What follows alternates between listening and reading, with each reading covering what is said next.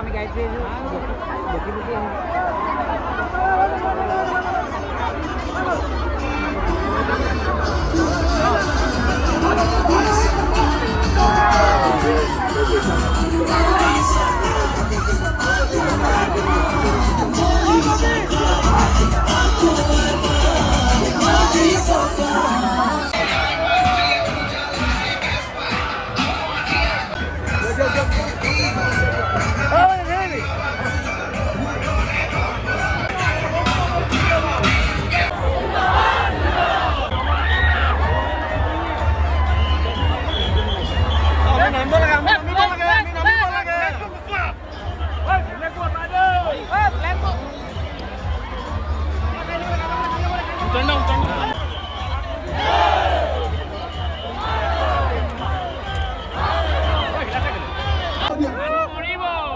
ইতিমধ্যে আমাৰ মাজত আহি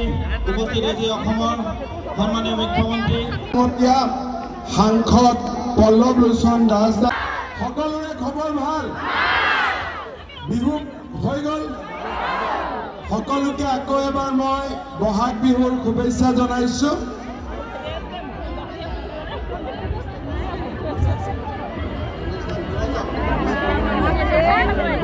ডাঙৰীয়া কুশল দুৱৰী ডাঙৰীয়া,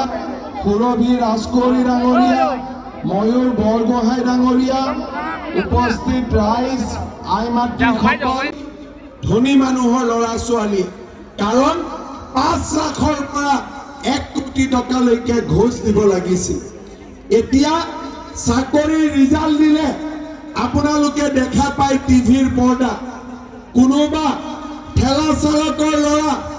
কোনোবা ৰিক্সা চালকৰ ল'ৰা, কোনোবা মানুহৰ ঘৰত কাম কৰি জীৱন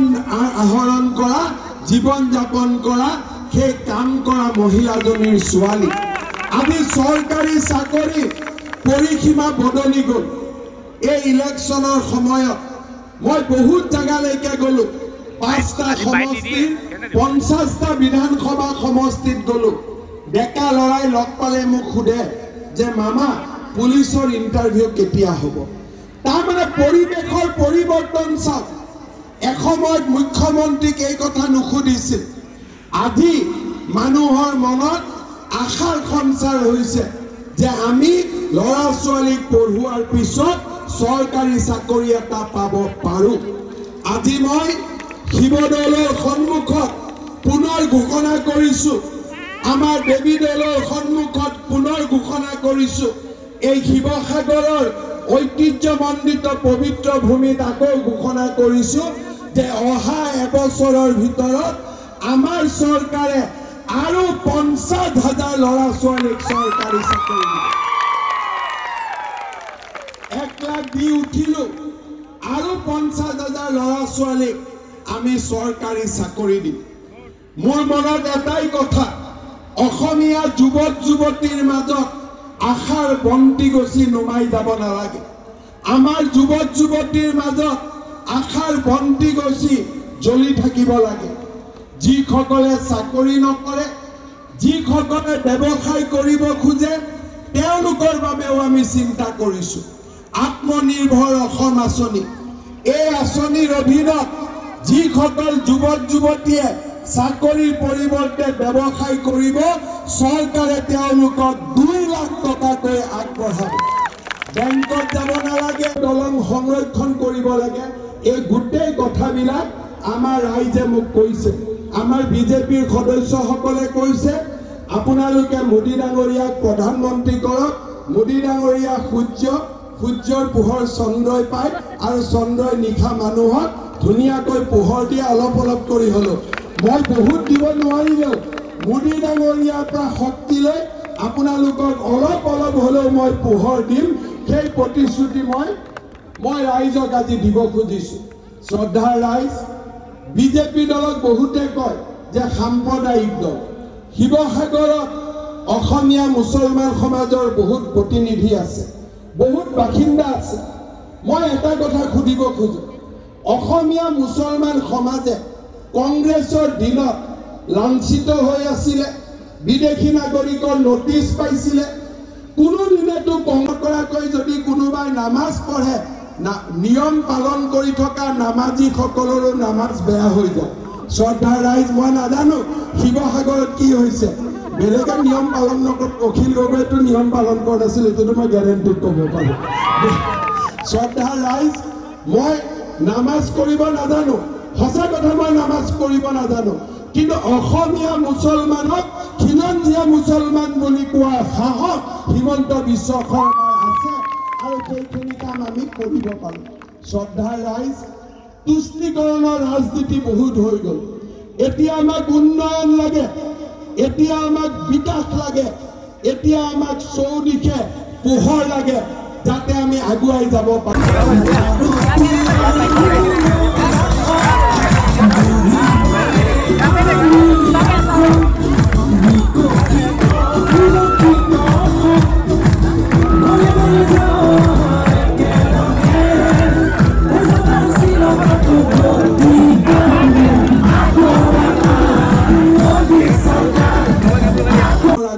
মিছা কথা কোৱাৰ সাহস নাই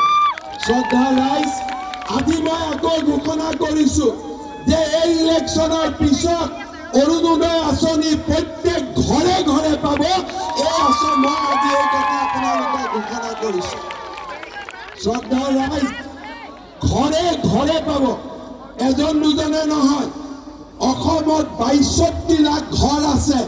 আৰু ৬২ লাখ পৰিয়ালে অৰুণোদয় আঁচনি লাভ কৰিব এই প্ৰতিশ্ৰুতি মই আজি আপোনালোকক দিব খুজিছোঁ শ্ৰদ্ধাৰ ৰাইজ আমি এফালৰ পৰা কাম কৰি গৈছোঁ আজি আমি সিদ্ধান্ত লৈছোঁ যে আমাৰ যিবিলাক ছোৱালীয়ে আপোনালোকে জানে যে মেট্ৰিকৰ ৰিজাল্ট দিব ২০ তাৰিখৰ পিছত ৫ লাখ ল'ৰা ছোৱালীয়ে মেট্ৰিক পৰীক্ষা দিয়ে আমাক ঘূৰাই দিব তাকো ৫ বছৰৰ পিছত মাহত মাত্ৰ ২০০০ টকা কৰি ১ লাখ টকা ঘূৰাই দিব নালাগে সুদ দিব নালাগে আজি আমি চাকৰিয়ে হওক বেহা বেপাৰ হওক আজি অসমত আন্দোলন নাই আজি অশান্ত পৰিৱেশ নাই ল'ৰা ছোৱালীয়ে ৰাতি গধূলি ইঞ্চুৰেঞ্চ কৰি দিব আৰু ভগৱানে নকৰক পৰিয়ালটোৰ যদি মুৰব্বী মানুহজনৰ বেমাৰ হয় পৰিয়ালটোৰ যদি মুৰব্বী মানুহজনক ভগৱানে নকৰক মৃত্যুৰ মুখত পৰে সেই পৰিয়ালটোৱে ইঞ্চুৰেঞ্চৰ পৰা কেইলাখমান টকা চৰকাৰৰ ঘৰত নোযোৱাকৈ লাভ কৰিব শ্ৰদ্ধা ৰাইজ আজি আমি কলৈকে চিন্তা কৰিছোঁ ল'ৰা ছোৱালীক চৰকাৰী চাকৰি দুৰ্নীতিৰ বিৰুদ্ধে যুঁজ আজি আমি পৰিয়ালৰ মূল মানুহজনৰ নিৰাপত্তা ছোৱালীজনীৰ শিক্ষা আজি আমি একো বিষয় এৰি দিয়া নাই ৩টা বছৰ চৰকাৰ হ'ল এই ৩টা বছৰ চৰকাৰখনে আমি এটা চৰকাৰৰ পৰিসংখ্যা বদলাই দিলোঁ মমতাময়ী চৰকাৰ কৰোনাৰ প্ৰতীক চৰকাৰ মানুহৰ যদি ছোৱালীৰ হাৰ্টৰ বেমাৰ হৈছে সেই হাৰ্টৰ অপাৰেশ্যনো চৰকাৰে কৰি দিয়ে যদি কাৰোবাৰ ঘৰত বেমাৰ হৈছে আয়ুষ্মান ভাৰতৰ কাৰ্ডো চৰকাৰে দিয়ে কাৰোবাক যদি লিভাৰ ট্ৰান্সপ্লান্ট লাগে তাৰো খৰচ চৰকাৰে বহন কৰে আজি আমি অসমত এনেকুৱা এটা পৰিৱেশ সৃষ্টি কৰোঁ আমি দুজনে ডাবল ইঞ্জিন চৰকাৰে ৰেলখন আগৰ ফালে টানি থাকিম আৰু অখিল গগৈ ৰেলখন পিছৰ ফালে টানি থাকিব কেনেকৈ ৰেলখন আগত যাব আজি আন যিবিলাক সমষ্টি সুশান্ত বৰগোহাঁইৰ তাত মোদীজীয়েও আগৰ ফালে লৈ যায় মুখ্যমন্ত্ৰীয়েও আগৰ ফালে লৈ যায় সুশান্ত বৰগোহাঁই আগৰ ফালে লৈ যায় ৰেলগাড়ীখন আগৰ ফালে চলি আছে সেইকাৰণে শ্ৰদ্ধাৰ ৰাইজ আমি ডাবল ইঞ্জিন চৰকাৰৰ লগত থিয় হ'ব লাগিব ডাবল ইঞ্জিন চৰকাৰৰ লগত থিয় হ'লে আমাৰ উন্নতি হ'ব লোকসভাত কোন সংসদে কথা লোকসভাত সংসদত মোদীজীয়ে কথা ক'ব বিধানসভাত হিমন্ত বিশ্ব শৰ্মাই কথা ক'ব শিৱসাগৰৰ ৰাইজৰ কাৰণে আমি কথা ক'ম আমাক কথা ক'বৰ কাৰণে বিৰোধী পক্ষ নালাগে আজিওতো অখিল গগৈ কথা কৈ থাকে বিধানসভাত কোনোবাই গুৰুত্ব দিয়ে নেকি বৰঞ্চ মোৰ মাজে মাজে সন্দেহ হয় যে অখিল গগৈৰ কিবা বেমাৰ আছে নেকি পটক উঠে অখিল গগৈও কথা ক'ব চেষ্টা কৰে কিন্তু কথা ক'লে নহ'ব, কথাত গুৰুত্ব থাকিব লাগিব, কথাত ক'ব পাৰিব লাগিব যে আমাক কি লাগে। আজি অখিল গগৈয়ে কোৱা নাই যে ৰংঘৰৰ সৌন্দৰ্য বৰ্ধন কৰিব লাগে, অখিল গগৈয়ে কোৱা নাছিল সেই কথা হিমন্ত বিশ্ব শৰ্মা আৰু নৰেন্দ্ৰ মোদীয়ে চিন্তা কৰিছিল যে আমাৰ ঐতিহ্য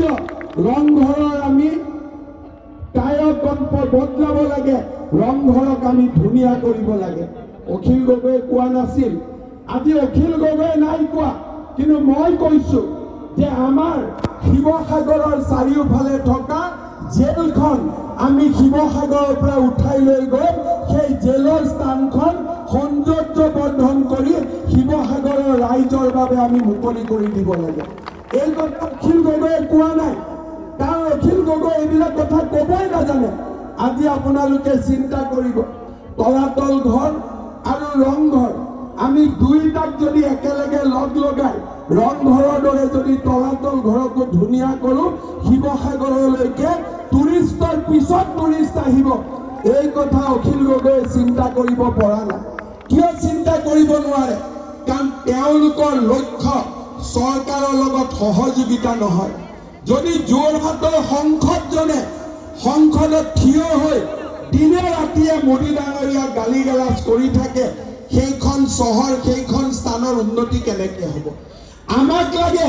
মোদীৰ লগত হাতত হাত ধৰি আগুৱাই যোৱা আমাক এজন সাংসদ লাগে, যিজন সাংসদে মোদী ডাঙৰীয়াৰ লগত থিয় হৈ কাম কৰিব। আজি তপন গগৈ ডাঙৰীয়া যোৰহাটৰ সাংসদ হ'ল, সেই সময়ছোৱাতে আজি চৰাইদেউ আজি আমাৰ মৈদাম বিশ্ব ঐতিহ্যৰ বাবে নিৰ্বাচিত হ'ল।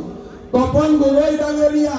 যোৰহাটৰ সাংসদ হ'ল, হোলোঙা পাৰত লাচিতৰ 145 ফুটৰ প্ৰতিমূৰ্তি নিৰ্মাণ হ'ল। আজি তপন গগৈ ডাঙৰীয়া সাংসদ হ'ল, ৰংঘৰৰ পৰিসৰ বদলি গ'ল।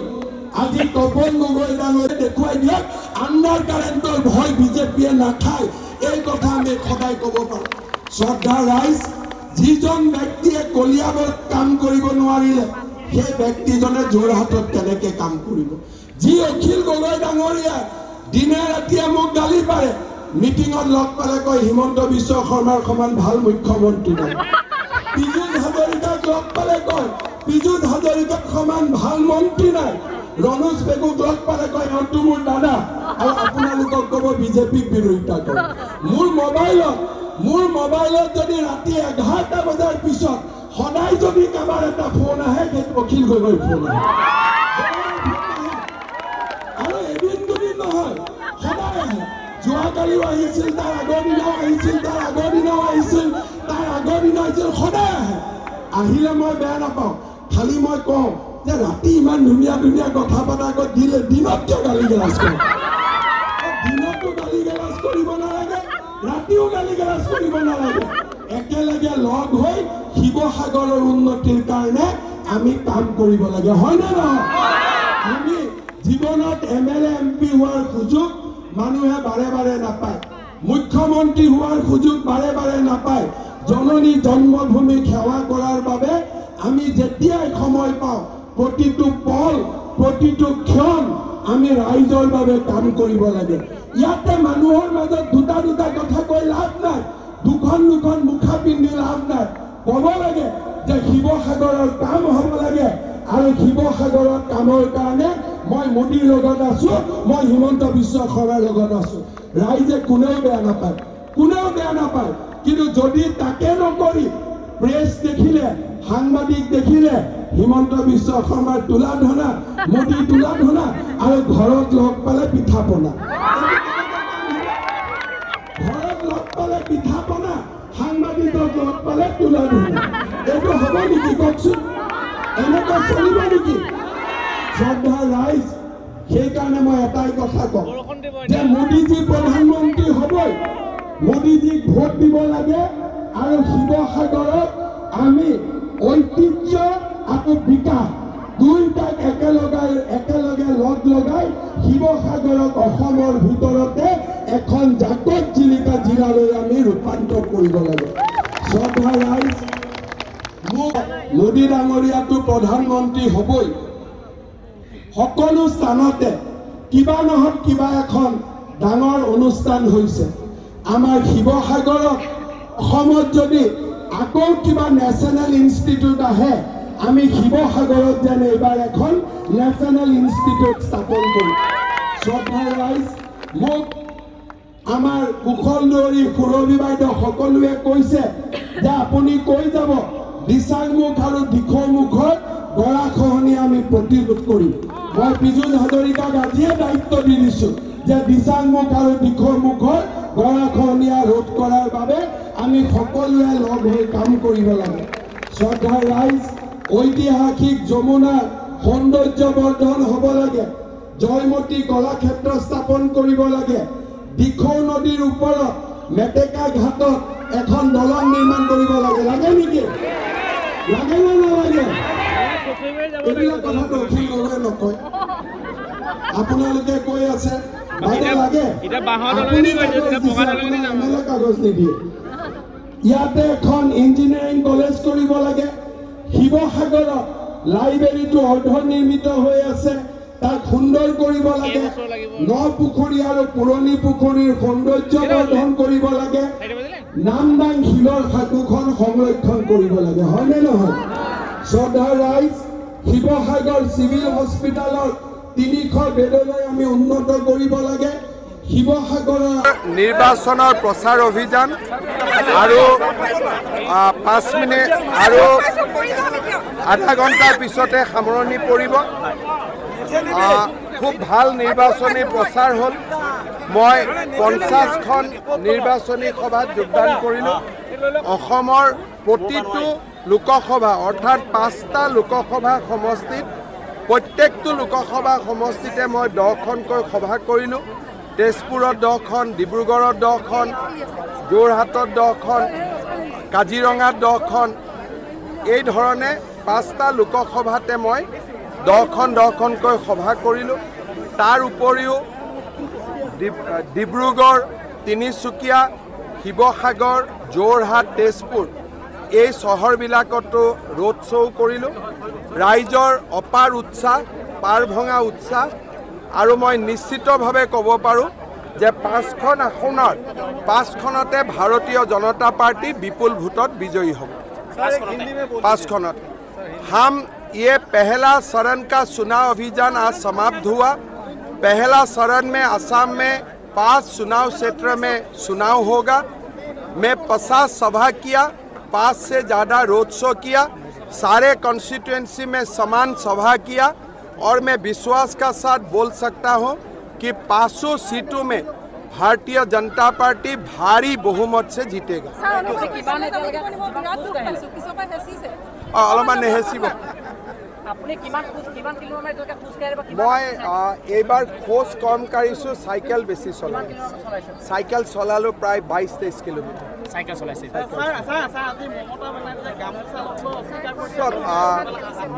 ममता बेनार्जी इंडिया गठबंधन इंडी गठबंधনৰ सदस्य मनमोहन सिंह অসমৰ পৰা ভাৰতৰ প্ৰধানমন্ত্ৰী হৈছে গুৱাহাটীত আহিলেতো গামোচা পিন্ধিছিল কিন্তু দিল্লীত গ'লে পাঞ্জাবত গ'লে তেওঁ ডিঙিত কেতিয়াবা গামোচা দেখিছিল নেকি আমেৰিকা জাপানত গ'লে তেওঁ গামোচাখন লোৱা ডিঙিত দেখিছিল নেকি সোনিয়া গান্ধী ৰাহুল গান্ধী প্ৰিয়ংকা গান্ধীয়ে কেতিয়াবা ডিঙিত গামোচাখন অসমৰ বাহিৰত লোৱা আপোনালোকে দেখিছে নেকি মমতা বেনাৰ্জীয়ে হওক ৰাহুল গান্ধীয়ে হওক সোনিয়া গান্ধীয়ে হওক মনমোহন সিঙে হওক মোদী ডাঙৰীয়াই যেনেকৈ গামোচাখনক সন্মান কৰে আন কোনো ৰাষ্ট্ৰনেতাই তেনেকৈ সন্মান কৰা মই দেখা নাই আজি মমতা বেনাৰ্জীয়ে যি কৰিছে সেইটোতো অসন্মান কৰিছে শিৱসাগৰত এইবাৰ মইতো ভাবোঁ আমি 25,000 ভোটত লিড পাম শিৱসাগৰ সমষ্টিৰ পৰিৱেশ খুবেই ভাল আমি ভাল কৰি 26 চনলৈ আৰু কাম কৰি থাকিব লাগিব শিৱসাগৰ আমি ভাল কৰি অহাবাৰ জিকিম আৰু লোকসভাটো মই ভাবোঁ যে আগে পিছেও শিৱসাগৰত কমকৈ হ'লেও আমি লিড পাওঁ হয় 5,000 ভোট পিছুৱাও নহ'লে 5,000 ভোট আগুৱাও এইবাৰ ডিলিমিটেশ্যনো হ'ল মানুহৰ মনৰ পৰিৱৰ্তনো হ'ল মই ভাবোঁ যে 25,000তকৈ বেছি ভোটত আমি লিড আজি মাজুলীৰ গৌৰৱ গগৈ কৈছে সম্পূৰ্ণ ভুৱা প্ৰতিশ্ৰুতি ভুৱা ফৰ্মেৰে গোটেই প্ৰচাৰ চলালে হিমন্ত বিশ্ব শৰ্মাই ভুৱা প্ৰতিশ্ৰুতি যে নিদিয়ে সেইটো পেটত জন্ম নোহোৱা বাচ্চায়ো জানে যাৰ মাকৰ গৰ্ভত থকা বাচ্চায়ো জানে যে হিমন্ত বিশ্ব শৰ্মাই ভুৱা প্ৰতিশ্ৰুতি নিদিয়ে এইটো গৌৰৱ গগৈয়ে নাজানে কাৰণ গৌৰৱ গগৈটো অসমত নাথাকে গতিকে গৌৰৱ গগৈ দুদিন এদিন 4 দিন ইয়াত থাকিলে তেওঁ গম পাব যে হিমন্ত বিশ্ব শৰ্মাই যি ক'ব শিলৰ ৰেখা হিমালয়ে মোৰ কথা বদলাব নোৱাৰে আজি প্ৰচাৰ শেষ হ'ল এই 5টা লোকসভা সমষ্টিত কেইখন আসন 5টাই আমি জিকিম 5টাত জিকিম আৰু 5টাৰ প্ৰত্যেকটো বিধানসভাত আমি লিড ল'ম তাৰমানে অহা 2026ৰ কাৰণে 50টা বিধানসভাত লিড লৈ আমি দেখুৱাম অকল লোকসভাত জিকা নহয় বিধানসভাতো আমি জিকিম লোকসভাত এটা সাইনিং হ'ব ইয়াতে ওলাই পৰিব লোকসভাৰ মই এবাৰ বিধানসভাত কৈছোঁ মই সেঞ্চুৰী মাৰিব লাগে এই লোকসভা নিৰ্বাচনতে আপোনালোকে 100+ সিটত বিজেপিক লিড লোৱা দেখা পাব কালি প্ৰিয়ংকা গান্ধী যিমান মানুহ আহিছে আজি পীযুষ হাজৰিকা যাওঁতে তাত বেছি মানুহ প্ৰিয়ংকা গান্ধীটো আমূল বেদী মানুহৰ দুখ কষ্টটো নুবুজে আহিলে গ'ল ৰাহুল গান্ধীয়ে ইমান দিন কি কৈ আছিল যে বিজেপিয়ে বেংক একাউণ্টবোৰ চিজ কৰি দিলে ৰেলৰ টিকেট কাটিব কংগ্ৰেছৰ টকা নাই কালি প্ৰিয়ংকা গান্ধীটো চাৰ্টাৰ্ড ফ্লাইটতে আহিছে টকা ক'ৰ পৰা আহিলে তাৰমানে সৰ্বসাধাৰণ কাৰ্যকৰ্তাক ৰেলত পঠাব টকা নাই কিন্তু মই নিজে ঘূৰি ফুৰিব পাৰোঁ আজি প্ৰিয়ংকা গান্ধীৰ মিটিঙত যিমান মানুহ হ'ল তাতকৈ দুগুণ পীযুষ হাজৰিকাৰ মিটিঙত মানুহ হ'ল তিতাবৰতো মোৰ মিটিঙত তাতকৈ 6-8 গুণ বেছি ডাঙৰ মিটিং হ'ল তিতাবৰতো এইবাৰ আমি 25,000 তলত লিড নলওঁ তিতাবৰতে 25,000 আমি লিড লওঁ আণ্ডাৰ কাৰেণ্টততো ইলেক্ট্ৰিচিটি নাহে গতিকে কংগ্ৰেছ সদায় আণ্ডাৰ কাৰেণ্টত থাকিব বিজেপি অভাৰ কাৰেণ্ট মানে কংগ্ৰেছ আণ্ডাৰত থাকি যাব বিজেপি অভাৰত থাকিব আৰু কংগ্ৰেছ যদি আণ্ডাৰ কাৰেণ্টত থাকিব খোজে মোৰ কি আপত্তি তেনেকুৱা কৈছোঁ যে আণ্ডাৰ কাৰেণ্টত তেওঁলোক থাকক অভাৰ কাৰেণ্টত আমি থাকোঁ সমস্যা সমাধান ভূপেন বৰা খুব কনফিডেণ্ট দেখা গৈছে যোৰহাটক লৈ ভূপেন বৰাৰ কনফিডেণ্টটো বাদ দিয়ক তেওঁ এতিয়া আৰু তেওঁৰ কথা কৈ কি লাভ আছে খুব কনফিডেণ্ট যোৰহাটক লৈ তেওঁক লৈ কি লাভ আছে আপোনালোকেও তেওঁৰ প্ৰশ্ন যে সোধে মানুহজনে কি বেমেজালিৰ মাজত আছে তেওঁৰো অলপ দুখ কষ্টটো চাবচোন মানুহজন কিমান সমস্যাত আছে